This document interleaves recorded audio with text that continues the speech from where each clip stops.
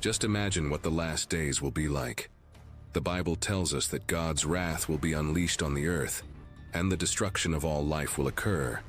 The earth will be scorched by hail, fire, and blood, killing a third of every living plant and tree. The sun, moon, and sky will be darkened. Rivers and fresh water will become poisonous. Fallen angels will be cast down from heaven to inflict destruction and death.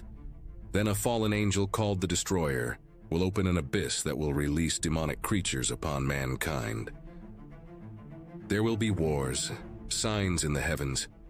Food and fresh water will be scarce. Then fallen angels bound since the foundations of the earth will be released on a wicked and rebellious mankind. There is a growing darkness in the world today, and no one should be surprised that we are indeed in the last days of man's time on this earth. God tells us what to expect in the last days. He even warns us of the signs that will precede his judgment. God warns us about these times in the book of Revelation. He warns us and provides a special blessing for those who read and prepare for the fulfillment of this prophecy. He promises this so that we will be prepared to avoid judgment. He promises that all who call on him shall be saved. His warning is given in hopes that all should be saved and that no one should be deceived and perish.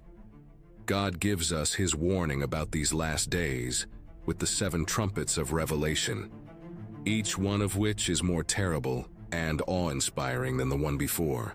The first angel sounded his trumpet, and there came hail and fire mixed with blood, and it was hurled down on the earth.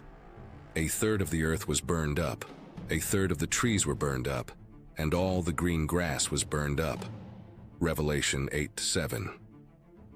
In this first trumpet judgment, God is focusing on man's food supply, grass which animals need to eat, grain supplies, fruit trees, and grass. A third of every green thing is destroyed. The second angel sounded his trumpet, and something like a huge mountain all ablaze was thrown into the sea. A third of the sea turned into blood, a third of the living creatures in the sea died, and a third of the ships were destroyed. Revelation chapter 8, verses 8 and 9.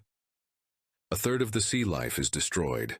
So here we have God affecting man's ability to harvest food from the ocean. The last time we see reference to water being turned into blood is in the book of Exodus, where Moses smites the waters. This is likely to be taken literally, as a meteor closely resembles what John describes as a burning mountain that falls into the sea. Notice that, in addition to